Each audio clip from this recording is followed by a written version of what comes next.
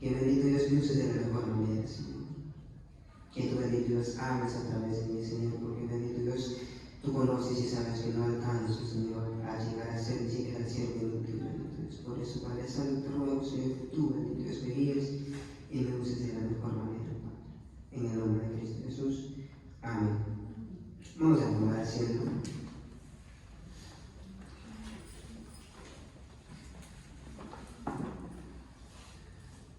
Primero que nada, una de las cosas que tenemos que ver, como decimos en oración, es que es un privilegio estar acá en la casa de Dios.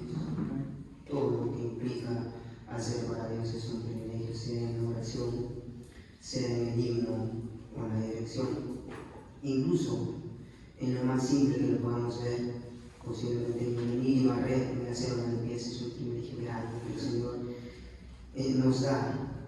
Muchas personas no lo entienden porque tal vez el Señor no ha permitido eso en su soberanía. Pero si hoy estamos acá es porque Él lo permite. ¿Ven? Ahora sí vamos a comenzar. Dice la palabra en San Juan 3:14. Y como Moisés se arrojó la serpiente en el desierto, así es necesario que el Hijo del Hombre sea levantado. Vamos a tratar de explicar verso a verso para poder comprender algo que el Señor ha preparado para nosotros. Jesucristo, después de la conversación con Nicodemo, este es el transcurso de la conversación que tiene con Nicodemo. Llegamos al 14, en el cual dice, ¿no?, que así como la serpiente en el desierto fue levantada, es necesario que el Hijo del Hombre sea levantado. Y este es un versículo que encierra muchas cosas que nos llevan a buscar en Números 21:5. Porque es que el Señor Jesucristo menciona esta parte de la Biblia, porque es que tocó esta parte del Antiguo Testamento para poder explicar a Nicodemo todo lo que él estaba conversando. Si bien es cierto, empezó Nicodemo la conversación, pero llega un punto en el que él se queda sin palabras y solamente nuestro Señor Jesucristo es el que le trata de instruir. A partir del verso 9 en adelante, nuestro Señor Jesucristo es el único que empieza a orar. Y es que delante de Dios no tenemos excusa, no tenemos pretexto, no tenemos gozo, no tenemos nada, simplemente nada, simplemente que Él nos usa de la mejor manera. Amén. Acá nosotros en el 21 nos damos cuenta que dice la palabra de que Moisés, de que el pueblo empezó a renegar contra Moisés, empezó a hablar mal acerca de Moisés, acerca de Dios.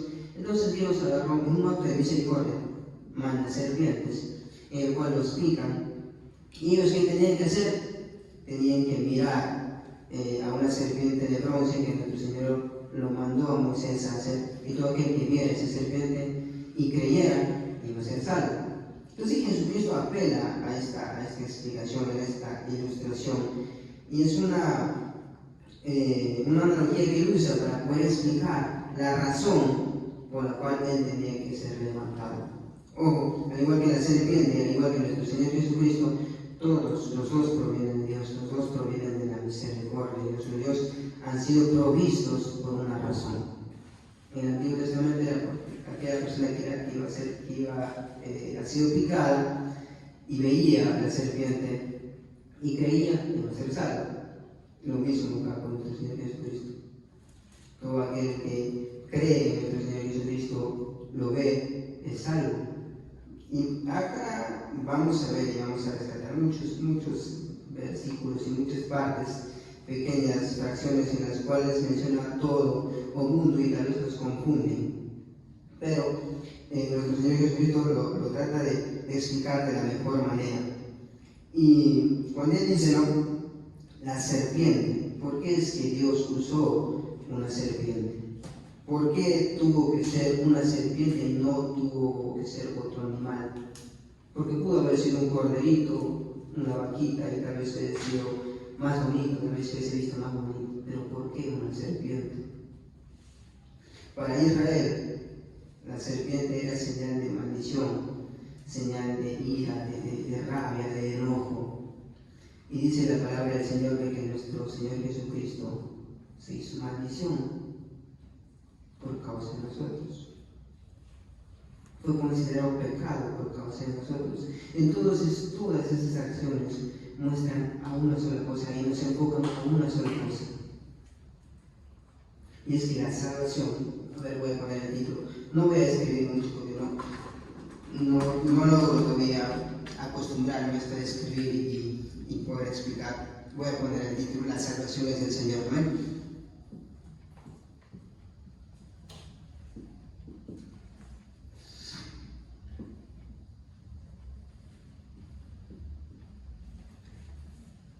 La salvación es del Señor.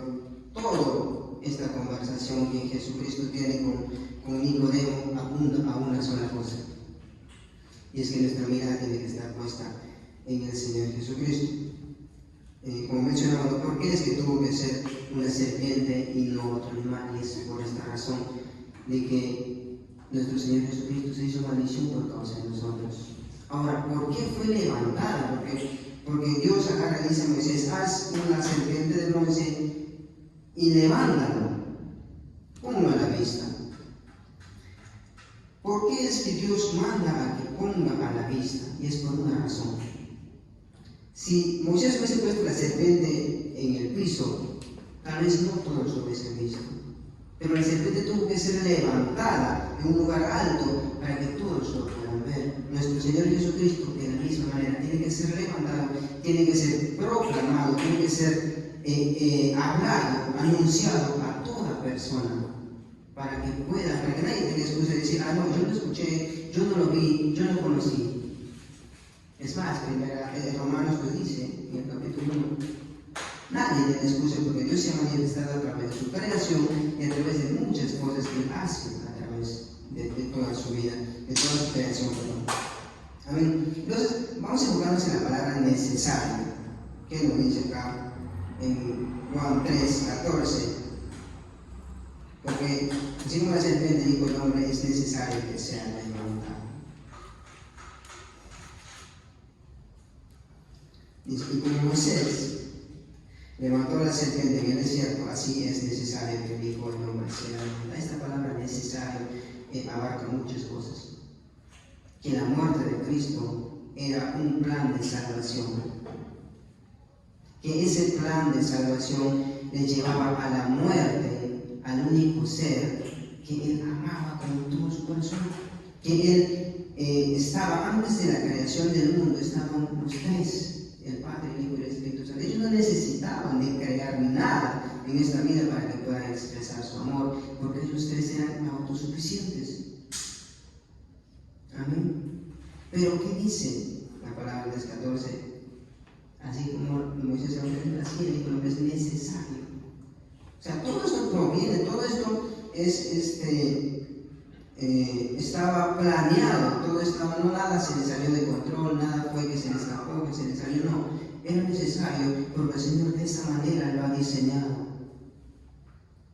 Amén. Dice, ahora, nuestro Señor, que era necesario, dice, debía morir en sustitución por nosotros, por los pecadores, porque la paga del pecado es la muerte, y sin derramamiento de sangre no hay remisión de pecados. Por tanto, Dios, que es rico en misericordia por su gran amor, porque nos amó, envió a su Hijo al mundo.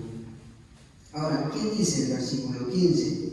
Para que todo aquel que en él cree no se pierda, mas tenga vida eterna. Este es un versículo que me ha costado mucho, me ha costado muchísimo poder entender una pequeña parte.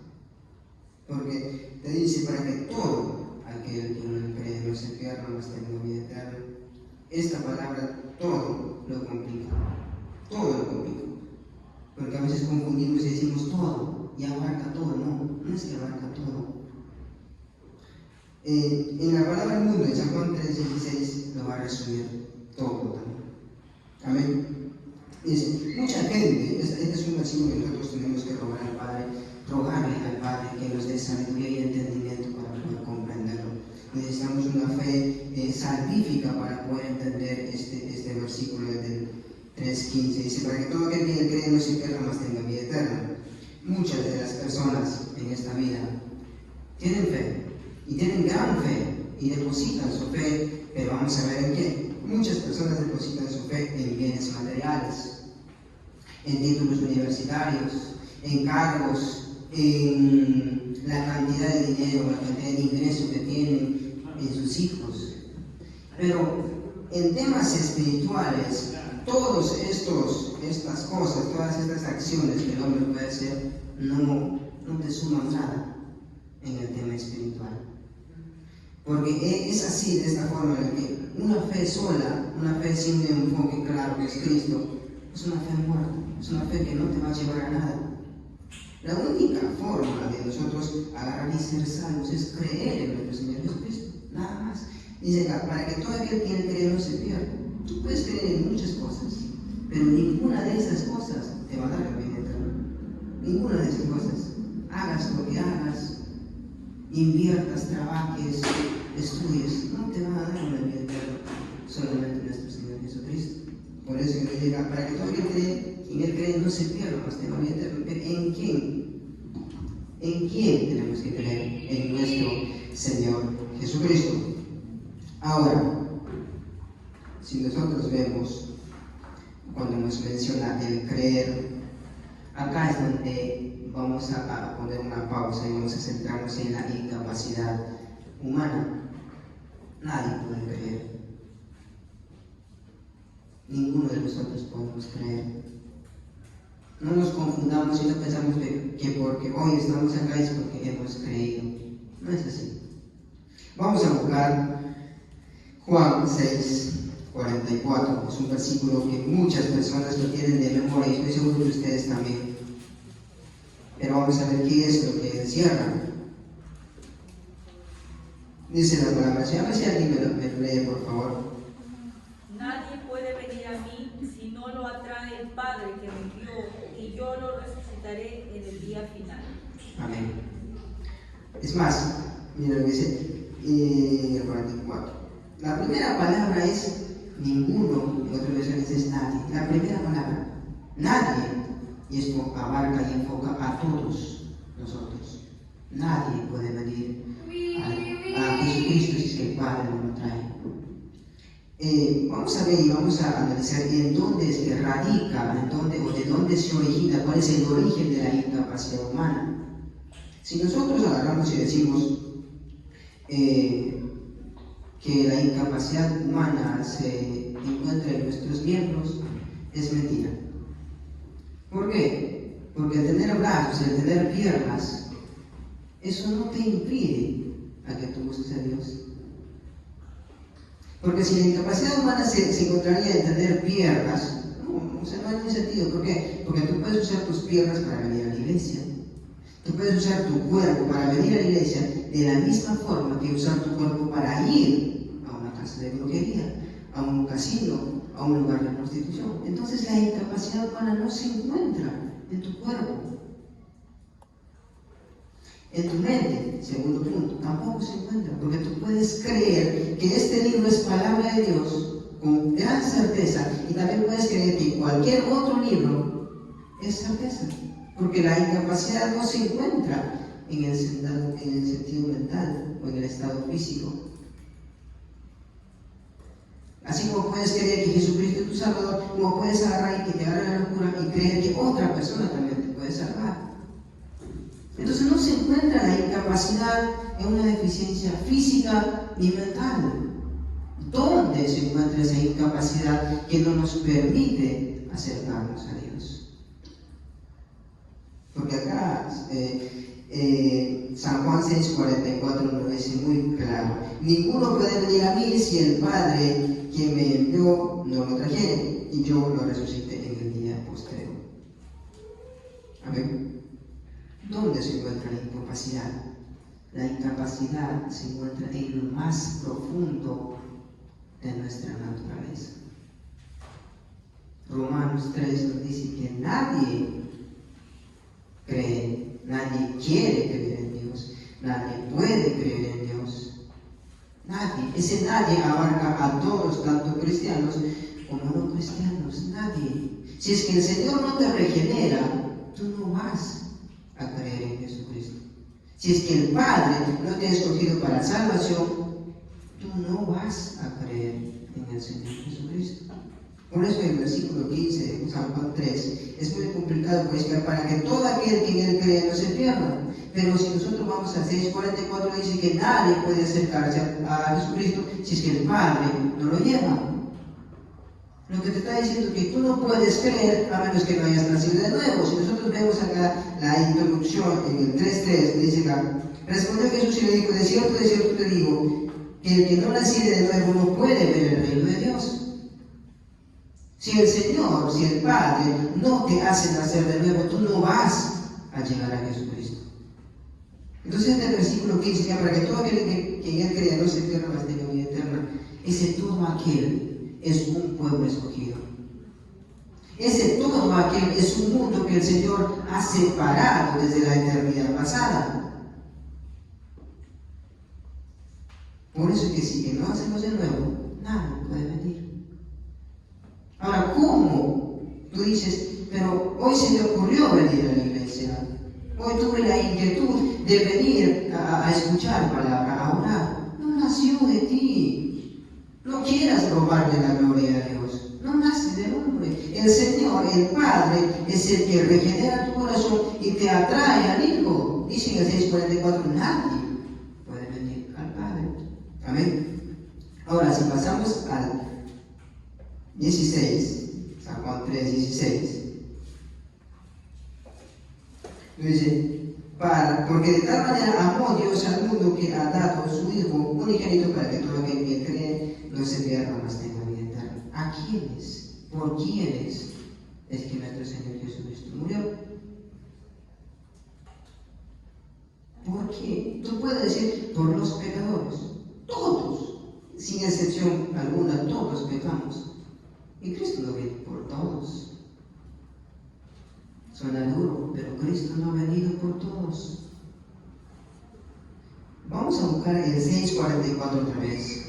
Y vamos a buscar Juan 6:44. Dice, ninguno puede venir a mí si es que el Padre no lo trae. ¿Por quiénes ha venido entonces Jesucristo?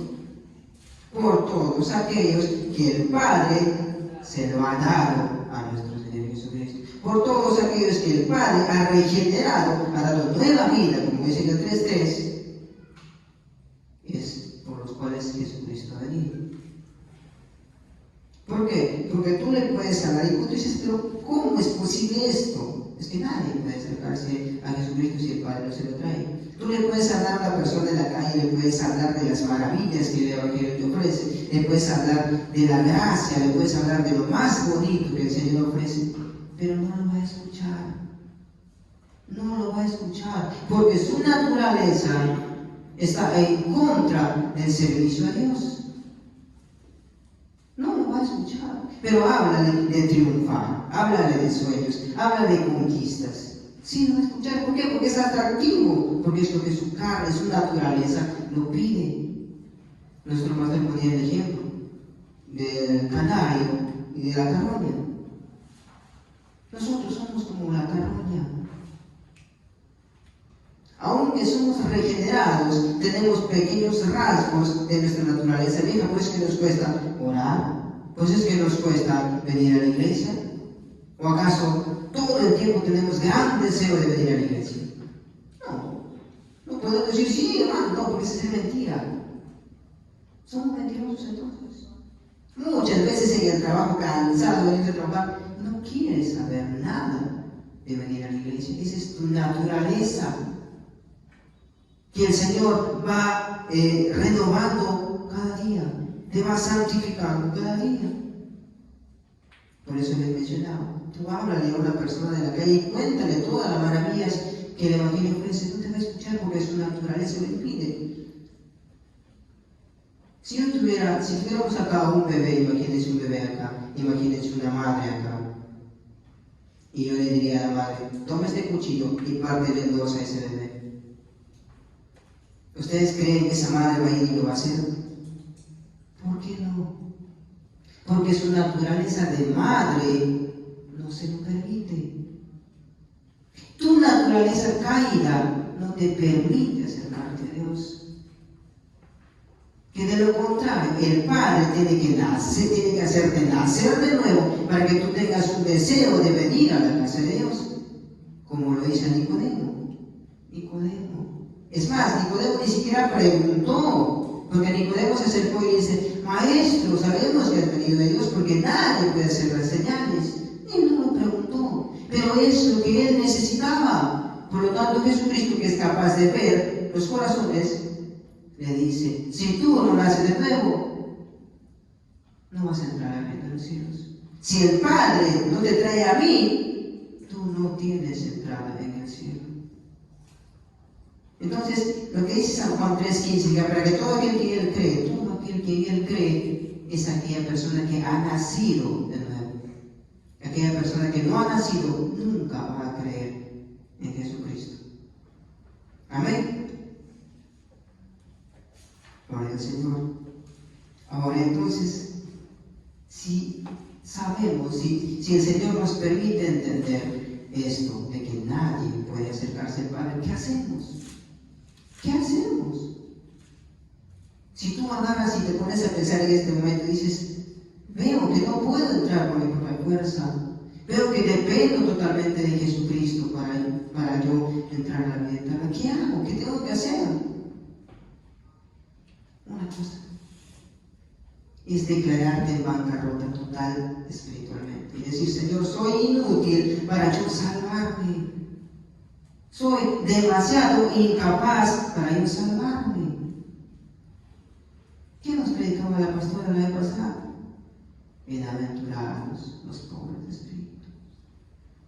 Esa pobreza de espíritu la obtienes cuando el Señor, cuando el Padre te da una nueva vida. Vemos en San Juan 3:16, para que todo aquel que en él cree no se pierde, mas tenga vida eterna. Ahora, en el 15 nos menciona la palabra para que tenga vida eterna. Esta vida eterna es algo que empieza en el momento en el que Dios te hace nacer de nuevo. En el momento en que Dios te lleva al Hijo es cuando tú empiezas la vida eterna. Porque a partir de ese momento el Señor te va justificando, te va santificando, te va limpiando, hasta llegar a un momento en el cual recibes la glorificación. Amén. Dice: pero, ¿qué es la vida eterna? Porque si nosotros agarramos y decimos: la vida eterna es una eternidad allá con Dios, lo estamos reduciendo a un simple estado de tiempo. Pero ¿qué nos dice el Señor Jesucristo? ¿Qué es la vida eterna? Busquemos a Juan 17:3 para ver qué es la vida eterna.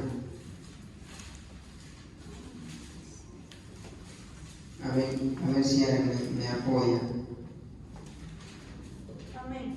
Esta es la vida eterna, que te conozcan a ti, el único Dios verdadero, y a Jesucristo, a quien has enviado. Gloria al Señor. Repetimos y dice: y esta es la vida eterna, que te conozcan a ti, el único Dios verdadero, y a Jesucristo, a quien has enviado. O sea que la vida eterna no se basa en la cantidad de años o en la cantidad de eternidades. La vida eterna se basa en la unión que vas a tener de conocer al Padre y aceptar a Jesucristo. Entonces la vida eterna es poder disfrutar de que el Señor te ha tomado de la vida pasada y te ha dado una nueva vida para que puedas estar con Cristo. Amén. Entonces, nuestro Señor Jesucristo dice: ¿qué es la vida eterna? Es que te conozcan a ti. Tú tienes a Dios y no necesitas de nada más.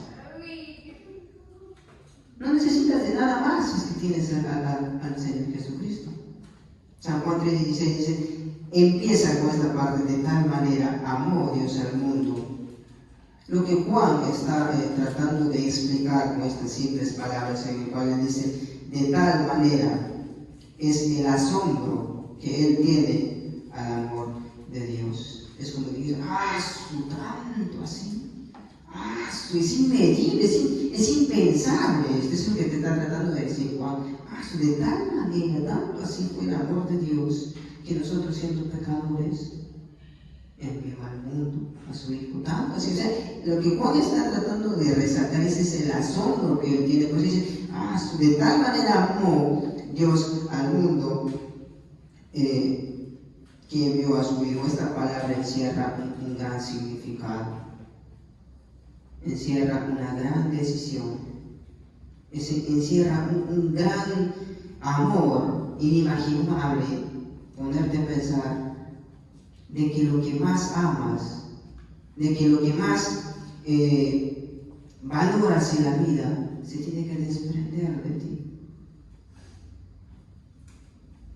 Yo estoy seguro que ninguno de nosotros podemos tan solo imaginarnos eso. En el más mínimo ejemplo, por ejemplo, yo estoy seguro que ninguno de ustedes, de las madres, darían su hijo para una persona mala. No lo darías. Es más, ni siquiera por un vecino, por un amigo, por un familiar. Imagínense el grado de amor que nuestro Señor tuvo, porque de tal manera amó Dios al mundo.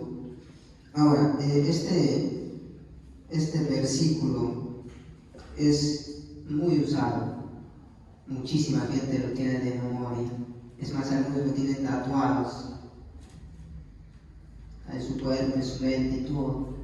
Y creen que eso es, que ese amor abarca a toda la humanidad. Pero no es así. No abarca a todas las personas. Dice, porque de tal manera amó Dios al mundo y ha dado a su único Hijo para que todo aquel que cree no se pierda. Este es uno de los pasajes favoritos para los universalistas, para aquellos que creen que toda la humanidad se va a salvar. Para aquellas personas que se centran más en lo espiritual, hay una denominación que se llama los teósofos. Cuando ellos se centran en que el mundo material es simplemente una ilusión y lo que más cuenta es lo espiritual. Y ellos creen que Dios es uno. Pero nosotros no creemos de esa manera. Es uno en esencia, sí, pero tres en persona. Eso es lo que creemos nosotros. Eso es lo que la Biblia nos grita a nosotros. Entonces, para ese tipo de personas, ellos creen de que la salvación es universal. Pero Juan acá especifica, y veamos lo que dice en el verso 18. El que en él cree no es condenado, pero el que no cree ya ha sido condenado. Está hablando de un tiempo pasado. Entonces, ¿por qué es que en el 18 dice que el que en él cree no es condenado, pero el que no cree ya ha sido condenado? Entonces, ¿cómo tú lo explicas en el verso 16? Si en el 18 dice que ya es condenado, ¿cómo lo explicas? Se contradice la Biblia. Entonces, cuando la Biblia dice porque tal manera amó Dios al mundo, no se refiere en sí a todas las personas, sino a un mundo escogido, a un mundo que Dios ha regenerado, que ha dado un nuevo nacimiento, que ha traído a nuestro Señor Jesucristo. Amén. Ahora, por ejemplo, ¿qué tan cierto es que el Señor ama a las personas que desprecian a su Hijo? Si en San Juan 3:16 abarca a todas las personas, ¿ustedes creen que Dios amará a aquella persona que desprecia a su Hijo? Lo que dice la Biblia, el Padre ama a los que lo aman. Por eso les decía, muchas personas agarran y creen que el amor de Dios es algo natural. No tiene nada de extraordinario. Porque ellos dicen, no, si Dios es amor, es normal que ame a todas las personas. Al final y al cabo, ¿qué tiene de extraordinario si Dios es amor? Pero regresamos acá, el amor de Dios no es para todas las personas, sino para todas las personas que el Padre ha dado nueva vida, que el Padre ha dado un nuevo nacimiento. Si nosotros vemos 2 Corintios 5:19, el apóstol Pablo nos explica de una manera muy bonita lo que dice acá. 5:19, que Dios estaba en Cristo reconciliando consigo al mundo, no tomándolos en cuenta a los hombres sus pecados, y nos encargó a nosotros la palabra de reconciliación. Tenemos que entender algo. El mundo escogido por Dios, lo que les está diciendo es que no tiene otro reconciliador, no tiene otro salvador aparte de Cristo. No hay otro salvador.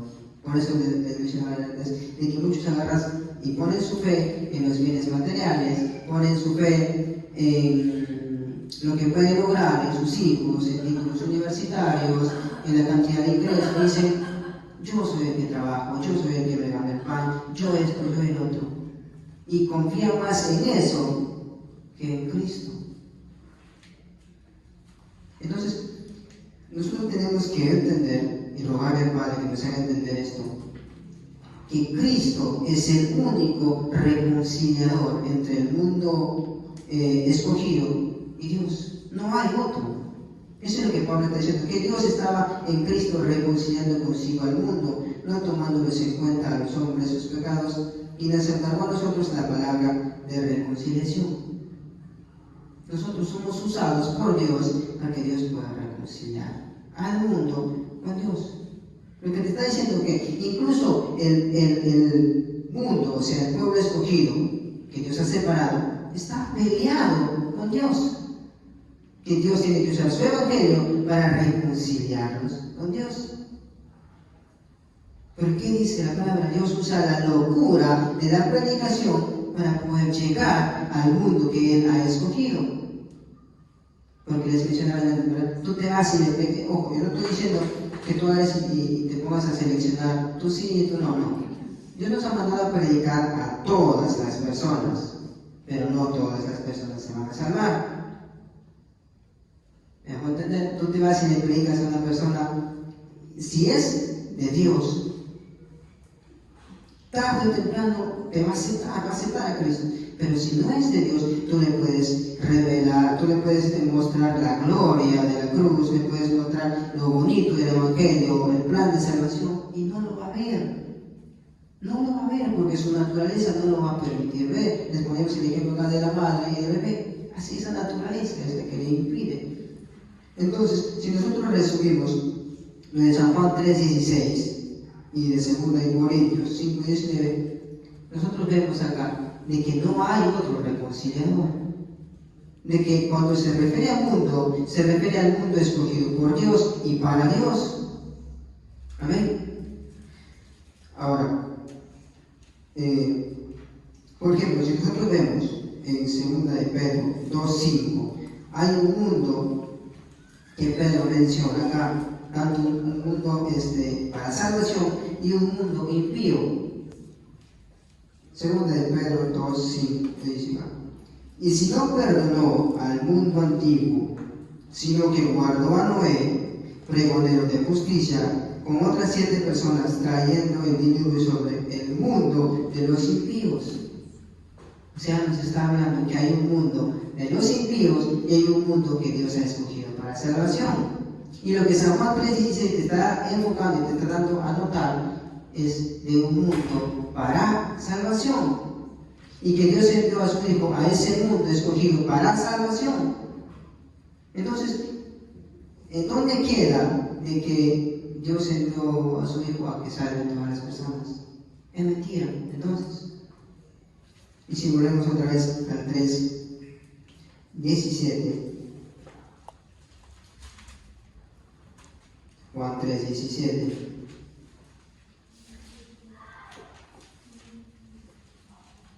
Dice la palabra del Señor, y dice: porque no envió Dios a su Hijo al mundo para condenar al mundo, sino para que el mundo sea salvo por él. En la conversación que Jesús tenía con Nicodemo, ellos, los israelitas, pensaban de que cuando venga el Mesías, él iba a agarrar, iba a castigar a los gentiles y iba a exaltar a su pueblo. Ellos pensaban de esa manera. Es más, la Biblia lo dice, que Dios va a venir por su pueblo, que Dios va a agarrar y va a traer a todos sus escogidos. Nicodemo pensaba eso.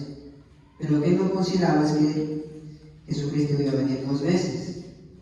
Y la primera vez fue para mostrarnos un plan de salvación, y la segunda vez es para él venir a juzgar y reinar. Entonces lo que cuando Jesús le dice, porque no envió Dios a su Hijo al mundo para condenar al mundo, sino para que el mundo sea salvo por él, lo que está diciendo Nicodemo es que yo soy el plan de salvación para todos los escogidos. Yo no he venido a juzgar, en esta primera vez yo no he venido a juzgar, sino he venido a mostrar un plan de salvación. He venido yo a ser la luz, o sea, he venido a ser yo el camino, a ser la puerta para que tú puedas entrar, ingresar. Eso es lo que le está diciendo a Nicodemo en toda la congregación. Pero ellos creían, los israelitas creían, de que Jesucristo iba a venir a reinar, pero a juzgar. Pero ¿qué nos dice Lucas 19:10? A ver si me ayudan. Lucas 19:10. ¿Cuál es la razón?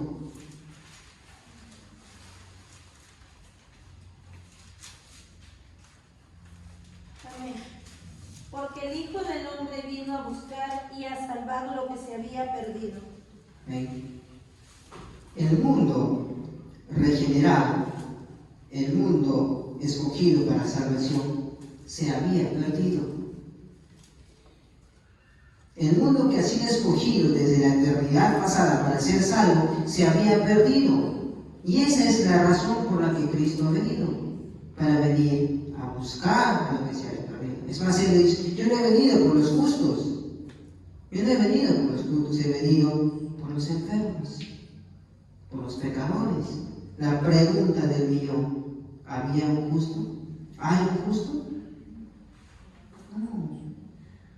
Todos somos injustos, todos somos pecadores. La pregunta es, ¿vino Dios por todos? No. Porque Él dice, viene por los enfermos y los pecadores. Cuando Jesús le está diciendo eso, le está diciendo a un fariseo, le está diciendo, yo he venido por los justos, porque ellos se creían justos. Dios vino por los pecadores. ¿Tú te consideras un pecador? Si tú hoy no te consideras un pecador, Cristo no venía por ti. Si tú crees que eres suficiente para salvarte tú mismo, Dios no venía por ti y tú no has nacido de nuevo.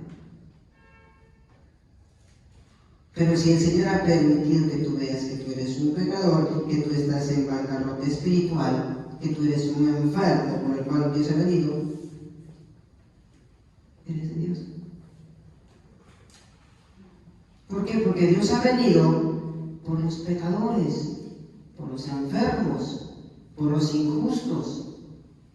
Por eso decía, si tú te consideras un pecador, Cristo ha venido por ti. De lo contrario, no. Amén. Dice el 3:18-19, el que en Él cree no es condenado, pero el que no cree ya ha sido condenado porque no ha creído en el nombre del unigénito Hijo de Dios. Y esta es la condenación, que la luz vino al mundo y los hombres amaron más las tinieblas que la luz, porque sus obras eran malas. Todas nuestras obras son malas. Isaías dice, nuestras mejores obras son como trapos de inmundicia. ¿Por qué? Porque aunque tú te prepares con lo mejor que puedas darle a Dios, hay una cosa que lo malogra todo. Es tu naturaleza caída. Que aunque has sido regenerado, arrastras esos rasgos de naturaleza. Por eso mencionaban antes de que muchas veces nos cuesta orar, nos cuesta someternos a la palabra. Cuando el pastor nos llama la atención, crees que es Él el que te está llamando la atención y no miras de que Dios está detrás de Él. Por eso que a veces, pero Él quién me tiene que decir, pero Él quién me tiene que corregir, si Él vive su vida de esa manera. Por eso, porque nuestra naturaleza caída no nos permite ver lo que Dios hace por nosotros. El que cree no es condenado. Ahora, los que no creen ya han sido condenados. Ya, pónganse a pensar, ya el juicio está sobre ellos, ya la condenación está sobre ellos. Simplemente esperamos que Dios actúe nada más. La vida eterna ya está sobre los escogidos y el juicio ya está sobre los no escogidos. Solamente falta esperar el tiempo. Por eso la única cosa como decía el título, la salvación es del Señor. La única forma de poder nosotros alcanzar la salvación es aceptar totalmente a Cristo como tu Salvador. No hay otra forma. Amén. Y dice, y esta es la condenación, que la luz vino al mundo y los hombres amaron más las tinieblas que la luz. Por lo general, entre la humedad, entre los lugares donde hay plantitas, tú levantas una piedrita, algo, hay varios animalitos ahí. Esos animalitos, tú levantas la piedrita y tratan de correr para poder esconderse, porque a ellos no les gusta la luz. Toda persona que no es nacida de nuevo es de esa manera. Tú le mencionas de la palabra, le mencionas de Cristo, ya está este fanático otra vez. Ya está este torpe que se deja engañar, dice. Ya le lavaron el cerebro, dice. ¿Por qué? Porque más aman revolcarse como el cerdo mañanito, más aman revolcarse entre su pecado y disfrutar de su pecado que venir a ser lavado por nuestro Señor Jesucristo. ¿Qué dice la palabra? Y esta es la condenación, que la luz vino al mundo. ¿Quién es la luz? Jesucristo. ¿Por qué no quieren aceptar a Jesucristo? Porque Dios no los ha regenerado, porque Dios no los ha dado un nuevo nacimiento. Por esta razón, incluso los que son nacidos de nuevo muchas veces no queremos tampoco, porque nuestra naturaleza siempre va delante de nosotros. Por eso el salmista David decía, desde el vientre de mi madre soy pecador. Y él lo dice, he pecado contra ti, delante de ti, mi pecado va delante de mí, porque reconoce su naturaleza. Y eso es lo que acá dice la palabra, que la luz vino al mundo y los hombres amaron más las tinieblas que la luz, porque sus obras eran malas. Pregunta, ¿cuándo has visto a una persona, a un ladrón que agarra y se mete, por ejemplo, a menos que sea totalmente depravado, que se vaya a un lugar donde sabe que lo puedan agarrar a robar? No. Él se va y busca a la persona más distraída, a la persona más confundida y lo roba. No se va a aquel que está preparado, a aquel que adultera. No hace sonar campanas y dice voy a adulterar, no. Se va a la sombra, se va a lo escondido. ¿Por qué? Porque ¿qué dice la palabra? Porque sus obras eran malas. Se van, se esconden entre las tinieblas porque sus obras son malas. Y muchas veces nosotros, siendo cristianos, en nuestra soledad agarramos y maquinamos muchas cosas que no están bien delante de Dios. ¿Y eso qué es? Nuestra naturaleza, que el Señor poco a poco va venciendo. Ahora, con esto yo no te estoy diciendo que Dios sea incapaz o Dios no tenga la habilidad para agarrar y cambiar de un solo corazón, como le hizo con Pablo. No, sino que Dios tiene su momento. Dios sabe por qué hace las cosas. Dios sabe para qué hace las cosas. Amén. El 20 dice, para que todo aquel que hace lo malo, todo aquel. Si nosotros vemos, hay varias partes de todos estos 7 versículos que hemos leído en el cual se menciona todo. Dice en el 20, porque todo aquel que hace lo malo aborrece la luz. Esto abarca todo, incluso los que han nacido de nuevo, todos. Todos le mostramos los dientes a Dios. Todos. Pero el Señor, en su infinita gracia, en su infinita misericordia, por su gracia irresistible, es que va venciendo todos esos obstáculos, todos esos impedimentos. ¿Por qué? Porque dice la palabra, fiel es el que empezó la obra. Si tú reconoces en esta noche que el Señor Jesucristo te ha traído a este lugar, Él va venciendo poco a poco tus barreras, tu desánimo.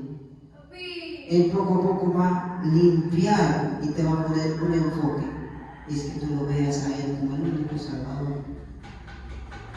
Dice acá, porque todo aquel que hace mal aborrece la luz y no viene a la luz. Los que vienen a la luz, por eso decían antes, si tú consideras que eres un pecador, estás viniendo a la luz. Si Si tú consideras que no eres nada delante de Dios, que nada te puede salvar, estás pidiendo la luz. ¿Por qué? Para que sus obras no sean reprendidas. Mas el que practica la verdad viene a la luz para que sea manifieste que sus obras son hechas en Dios. Acá resumen muchas cosas. En las últimas 4 palabras, son hechas en Dios. Tu deseo de venir acá a la iglesia, tu deseo de tener una Biblia en la mano, tu deseo de orar, son hechas en Dios. Dice la palabra 21, mas el que practica la verdad viene a la luz para que sea manifiesta que sus obras son hechas en Dios. Esto te hace inútil a ti. Esto te hace incapaz a ti. Que el venir a la iglesia, que el orar, que el leer, no proviene de ti. Porque son obras hechas en Dios. Por eso diga, mas el que practica la verdad viene a la luz. ¿Quiénes practican la verdad? El mundo que ha sido predestinado para salvación. Ese mundo es el que practica la verdad y va a la luz para que sus obras sean manifiestas, que sus obras sean hechas en Dios. Amén.